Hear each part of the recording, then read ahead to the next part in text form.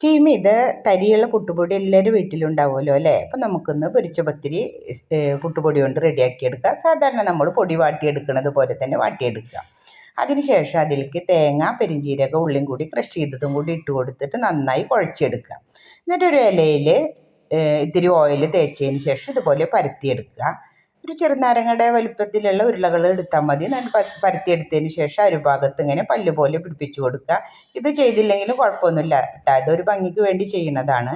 എന്നിട്ട് ഓയിൽ നന്നായി ചൂടായി വരുമ്പോൾ നമുക്ക് ഈ പത്തിരി ചൂടായ ഓയിലിലേക്ക് ഇട്ട് കൊടുത്തിട്ട് അതങ്ങനെ പൊള്ള വരുമ്പോൾ ഒരു മിനിറ്റ് കഴിഞ്ഞാൽ അതിനെ നമുക്കൊന്ന് മറിച്ചിട്ട് കൊടുക്കാം. പൊള്ള വന്നതിന് ശേഷമാണ് മറിച്ചിട്ട് കൊടുക്കുക.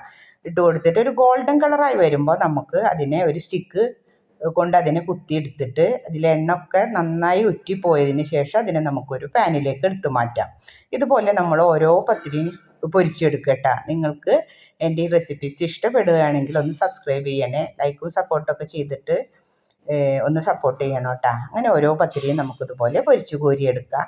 ഞങ്ങളുടെ വീട്ടിൽ ഇതിൻ്റെ മോർണിംഗിന് ഇതാണ് ഞങ്ങളുടെ വീട്ടിലെ ചായയുടെ കടിയിട്ടാ. നിങ്ങളൊക്കെ എന്താ ഉണ്ടാക്കുക എന്നുള്ളത് കമൻറ്റ് ബോക്സിൽ അറിയിക്കണേ. നിങ്ങൾക്ക് എൻ്റെ ഈ റെസിപ്പീസ് ഇഷ്ടപ്പെടുകയാണെങ്കിൽ സപ്പോർട്ട് ചെയ്യണം. ഇൻഷാ അല്ലാഹ് അടുത്ത വീഡിയോ ആയിട്ട് കാണാം. അസ്സലാമു അലൈക്കും.